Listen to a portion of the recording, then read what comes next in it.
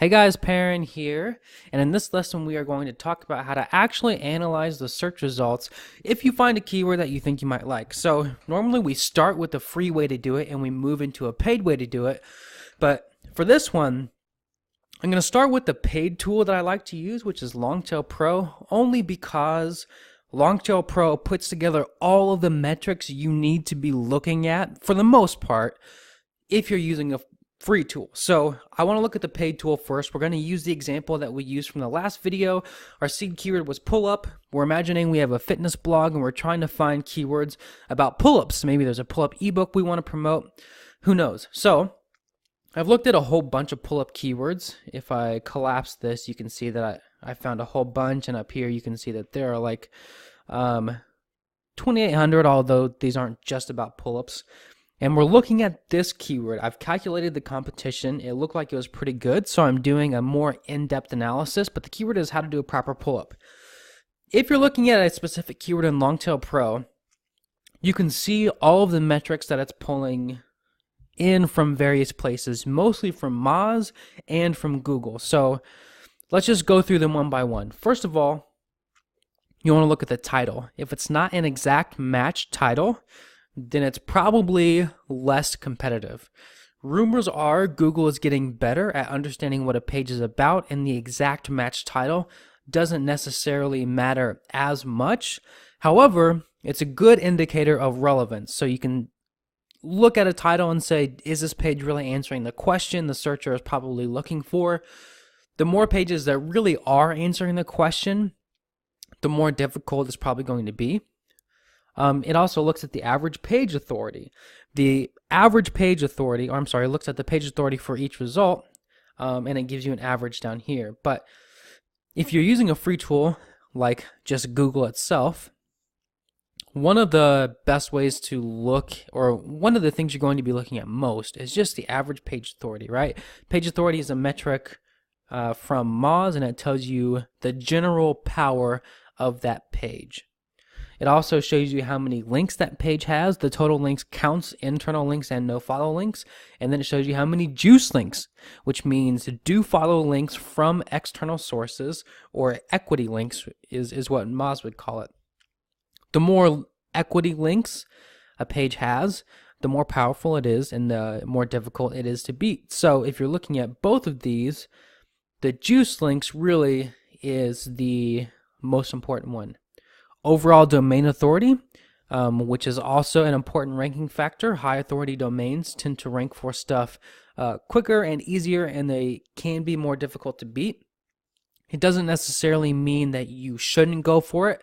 I've beaten plenty of powerful domains just based on like relevancy and keyword or content length and a few links of my own. So it shouldn't scare you off, but you certainly don't want to see a lot of authoritative sites in the search results, and here we kind of do. Then we have Moz rank, page rank, which is an outdated metric, and it'll probably be removed from the tool pretty soon if I was going to guess. And then the last one here is site age. So age is a ranking factor. It's not as strong as something like juice links, but older sites do tend to be more powerful and more difficult to beat. So when you're looking at a keyword, you kind of want to put all of this stuff together and make a judgment call. So how to do pull-ups with proper form on a DA49 site with at least one good link seems like it's pretty relevant, and it's got at least one link coming in. If you didn't want to build links to this page, it might be slightly difficult to beat, or at least take this top spot from this person. But overall, it doesn't seem too terribly hard. Some of these other ones look better. Exercise mistakes is probably talking about pull-ups, but it's not necessarily about doing a proper pull-up. So you can beat this page on relevancy. So those are the sorts of things you want to be looking at. But overall, it's just a judgment call. And at the end of the day, writing one article or paying to have one article written really doesn't amount to a lot of risk. You just have to get the keyword research and the keyword analysis right overall. And to start, these are the things that you should be looking for. If you have a tool like Longtail Pro, most of the time I will just use the keyword competitiveness as an indicator of whether or not I should do it. And I don't look too hard at each result. And typically I'll just set a threshold. So for me, it's anything under 25. It used to be higher, but domain authority and page authority is a metric from Moz, and it's scaled against the top sites, so the sites with the most links. So it kind of gets pushed down over time. So if you're in Longtail Pro and you're looking to analyze a bunch of Longtail keywords, generally I like to look for stuff under keyword competitiveness of 25. The other thing you have to look for that's really important, the thing that can throw all of this off, and the thing that will trick you into going after really competitive keywords, is something I like to call SERP lean. It's not my term, it's Hayden Miyamoto's term, but what that generally means is looking for a trend of a certain type of site in the SERPs. So asking yourself, is it all e-commerce stores that are ranking, or is it all .edu domains that are ranking? Because if you see that Google prefers one type of site strongly, even if all the other data looks good, that may be more difficult to rank for than it seems. So look for that as well. That's the paid version. Longtail Pro is my favorite tool. There are lots of others, Market Samurai, SE Cockpit, that do basically the same thing. I just prefer Longtail Pro because I've used it a whole lot, and I really, really like being able to calculate the difficulty in one number that I know is more or less easy. So that's the paid tool. Let's look at how to do it in a free way. Okay, so imagine that we are doing the same research for the same keyword, but we don't want to pay for a tool. The best way to look at the competition is probably to just Google it. Because one of the important things to remember about keyword competition is that your competition is not everybody trying to rank for that keyword. It's only the top 10 spots, because that's who you want to beat.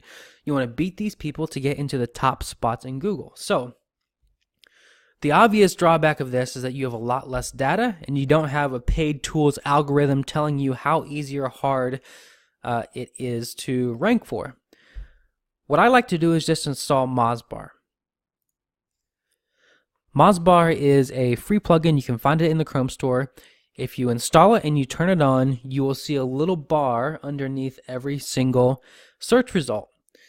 You don't have as much data as you would in a paid tool, but if you just scroll down, you can at least see the average domain authority, the average page authority, and if you were really ambitious, you could put them in a calculator and find the exact average, but I usually don't do that. It's not worth the time. And you can see how relevant they are and what the pages look like. So you can see that there's a YouTube videos, which tend to be easy to beat. That depends on a lot of factors, but YouTube videos do tend to be easy to beat. And there are lots of articles that seem semi-relevant. So you basically scroll through and look for some of the stuff that I just showed you in Longtail Pro. So you might look for some of the links, how many linking root domains are coming to the site, the average page authority, domain authority, how relevant it appears to be. And if you wanted to do some more investigation, you could look at some other stuff like site age and PR and Moz Trust. Although I don't think that's important if you are going through, a couple dozen keywords or 100 keywords. You just need to get it generally right. So the paid version is to use a tool like Longtail Pro, Market Samurai, SE Cockpit. The free way to do this is to just plug it into Google, look at the average page authority and domain authority, and look at the relevancy. The one trick here too is to take a look at the actual content and see if you can do it better. So Google tends to, at this point in time, favor really long content. If these are all short articles, and I didn't check these, but you can, if they're short articles, 500 words, 700 words, you can beat that. So you can take a look at that too. And as always, you can check for SERP lean as well.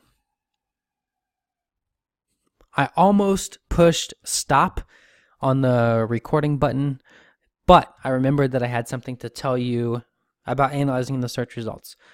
You also want to look for weak sites. and you want to see weak sites in the search results because you know that they're very easy to beat. By weak sites, I mean mostly forums, Q&A sites, and sites with low authority just like yours. So if there's a site that has low authority and they're going after this keyword and they're doing really well, or if you see a forum, or if you see Quora or Yahoo Answers or some other Q&A site, and they're showing up in the top results of Google, you know that it's a pretty easy keyword to rank for because those sites are just inherently weak and they're easy to beat. So that's the last lesson here. You can look for that in either the free tool or the paid tool.